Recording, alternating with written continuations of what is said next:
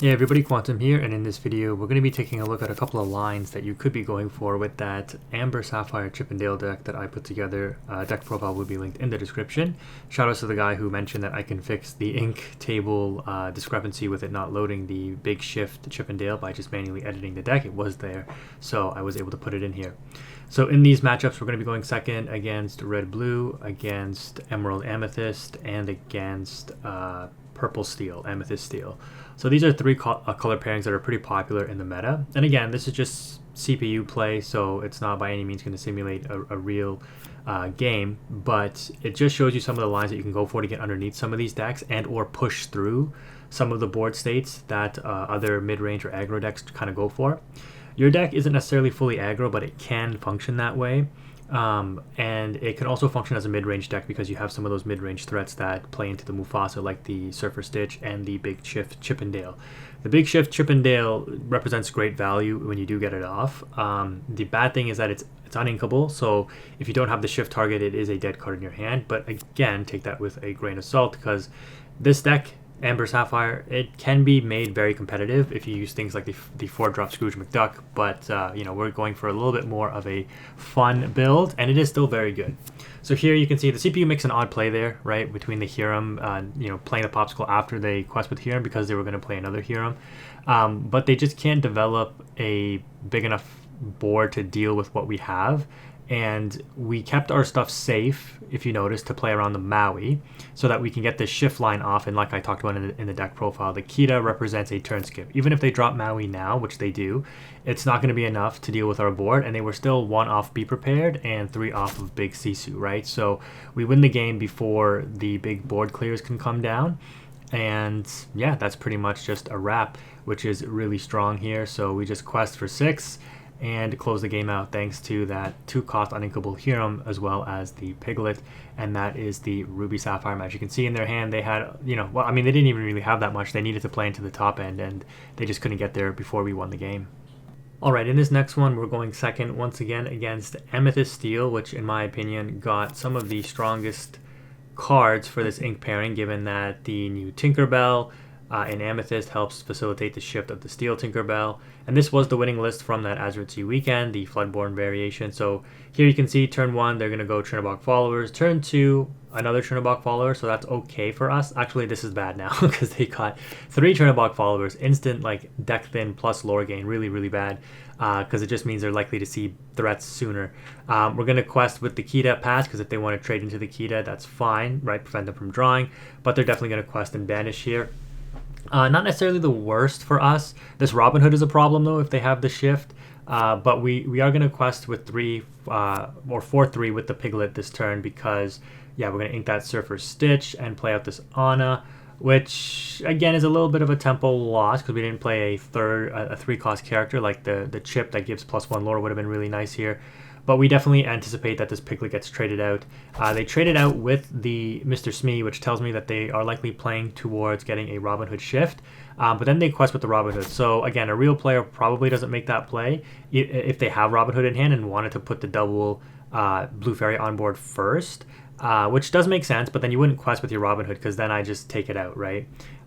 Here I'm debating if I want to play the Rapunzel to heal, so I sacrificed 2 lore to put 2 damage on Anna. This is again an interaction that I talked about in the deck profile video, and then I just trade out the Robin Hood with my Kita because I don't even have the Kita shift anyways, but that represents way more value to me than trying to get a shift Kita off, because that Robin Hood is a serious problem for aggro decks, as we've talked about when that card was released a while ago now.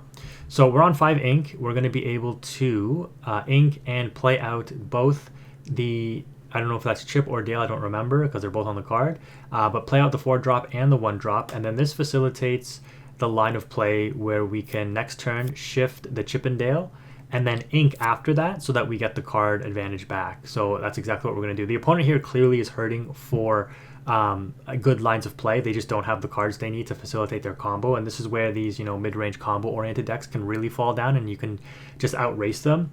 Our deck is just aggro. Like, we don't necessarily need combo. We just continue to put pressure on the opponent. And this Chippendale quest for 3, like, the opponent has nothing to deal with this. They need to rabbit crash into it and draw Fox in order to deal with it. and they just don't have it. The Pete is useless against us. The Beast, yes, is nice because it draws them two off the 2 blue fairies, and then it'll draw them 2 next turn as well. But it's just too little, too late. We ink and grab back Mufasa, so dropping this Mufasa for a sticky threat on the board will just basically guarantee us game, because we're about to quest, I think, up to 19 here. So there's virtually nothing the opponent can do, despite being on the play and actually having a decent start. Again, the CPU, take it with a grain of salt, it's not a competitive match by any means, but you can see the lines of play that we have here that really put pressure on the opponent in order to close this game out. Okay, the draw 2 off the Beast Tragic Hero, they got to grab your swords, but it's just not going to be enough. They drop a genie, and let's see what they ended up having in their hand after we quest for game. So Rabbit draws there. They end up inking a Friends. That, okay, sure, makes sense. The Friends isn't doing anything for you here. They pass to us, and I think we just go cheeky and drop Baymax for the win here, healing up the Chippendale. Yep. So go to 21. They had a Zeus, which they probably drew into, and a Goat, so not great for them. Pretty aggressive start for us, and we were able to close that one out. The next match I want to take a look at is, again, going second on the draw against Emerald Amethyst. This is basically Artabax's deck, just with a few minor tweaks. It is a very, very strong deck. It can basically win any matchup, especially when it's on the play. So here, turn 1, they're going to go Diablo, which again is pretty good. I actually don't mind this though, because a deck like this, the Daisy Duck is really bad into, because the Daisy Duck will allow them to hit 100% of the time, since the deck is 60 characters. Conversely, if you go up against a Daisy Duck, you will also hit 100% of the time, since your deck is fully characters. But they get turn 2 Bonsai, so really, really strong start here. But I don't have to actually quest with this Daisy. I can actually challenge out this Diablo. So the Diablo stops me from questing, gets them a draw and a lore, which is pretty good here. But I'm pretty confident into this deck, because while it is an aggro deck, like, you do have a number of ways to just outrace them. While their cards are very strong, like the Bonsai being a 3/2, the Merfolk forcing a discard is really good. Again, you just have ways to facilitate, like, to work around some of their cards here. So the Key is going to drop, and we're going to go from 0 to 7. Yes, we're going to give them +2, which is terrible, but we are basically trying to outrace them. The card that really hurts us a lot in this matchup is the Mim Fox, particularly because it trades out so well into the Daisy Duck. They're going to drop the Gazelle, so the card that we revealed off Daisy, to give their Bonsai evasive, which will allow it to quest for 2 again next turn, or challenge, which is troublesome. But again, the Kita effectively acted as a turn skip. Not that they'd want to challenge for the most part anyways, like they might have done Bonsai and Ursula into a Daisy, but I don't even think they would. I think they just try to race me here as well. And their board is going pretty wide. What we're going to be able to do though is drop the Sven and ready up and protect that Kita, use the Daisy to crash into the Merfolk, and since we're not going for the Chippendale line, we can just discard that, no problem, slow them down, and then pass turn. We're at 10. They have 3 1-questers on board and 1 2-quester in the Bonsai. So we're actually not feeling too bad. The Bonsai actually challenged the Daisy so that they could Tamago gain 3 lore off of it, and then take out the Daisy. So they slow me down and they gain lore. So pretty heads up play by the CPU, if you ask me. Pretty nice. But now we're in a situation where we can use Daisy, and this is some of the synergy I was talking about. Daisy, take out the Bonsai, take 3 damage, and then drop the Baymax. Well, I need to ink that Piglet first. And yes, we're out of cards, which is a bit of an issue, but look at the board state. We have 8 questing power on board, which is lethal, and the opponent has 3 questing power on board, right? Like, they need a combination of like Crab, Fox in order to clear our board out. Right here, my daughter ended up crawling out of my office here, so I had to just go pick her up. But I come back and quest with the Sven. So yeah, I go to 16.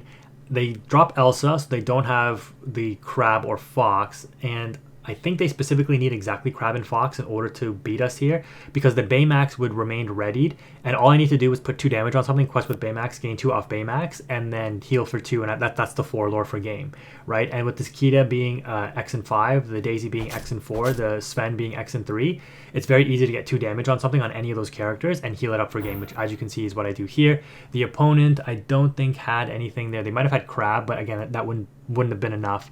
So we were able to outrace that deck there. Let's take a look at one more match before we wrap this up. So the final match I want to quickly take a look at is going to be another Amethyst Steel match, just because I do think this matchup can be a little tough, because once they get their engine rolling basically. It's, I don't want to say unstoppable, but your only chance to win is basically you have to be close enough to close the game out that you can just get that last bit of lore to get underneath them before they're able to quest for game once their board gets pretty wide. So here, they missed a 1-drop, which is decent for us. They don't play that many. Like, they're not like us where they play like 12 to 16 1-drops. They only play, I believe, 8. But they do play a Mr. Smee, which is very strong. They're going to drop Tinkerbell on 3, and that's really all they need. Despite not having a 1-drop, this Tinkerbell threatening the shift Tink is enough to be like, I have to play into it. And honestly, if they have the Tinkerbell shift right here in this moment, I probably lose because I have to extend into this. Well, I don't know if I'd say I have to extend, but the longer the game goes where I'm stalling, the more chance I have of losing. Like, you just have to push, I think. And, being on the draw, like, you just have to take that risk. If you lose, you hopefully win the game that you're on the play. This deck is very strong on the play, which is why I'm not really showing you any matches of it on the play. It's all on the draw. But they do have the 4-drop Genie, so they did not have Tinkerbell Shift. And I don't even think this deck plays this. Again, this is the same deck, right, that we just showcased. It's the game-winning list, the Floodborn Amethyst Steel. I think they were on 3 Tinks, not 4. But yeah, Tink is obviously very strong if they do have it here. But again, thankfully they don't. So the Genie is again much easier to deal with. We just race it, right? Our threats quest for more. They're technically bigger for their cost, right? Like a 1/4 2 cost versus a 2/4 4 cost. That's really good value for us. They drop yet another Genie, and I'm like, yeah, that's totally fine with me. I was planning to shift the Kita next turn to do the air quotes turn skip and basically win the game. They would need like multiple Zeus Sings with the Genies in order to stop the board here. So instead, we're gonna go for the Chippendale shift, and we're gonna slow the match down just a second because getting to this point in the game, 19.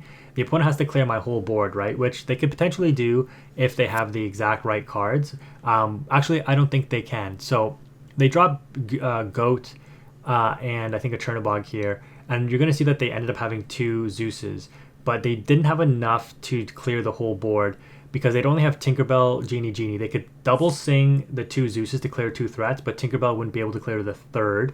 And even if they hardcast Zeus and sang Zeus, the Genie plus the Tinkerbell into any of these threats on my board still wouldn't have been enough, right? Because the Daisy and the Anna are X and 4, and they only have 3 damage between a Genie and a Tinkerbell. So they could have taken out 2 of my threats, but the last one would have remained and quested for game anyways, as you can see here.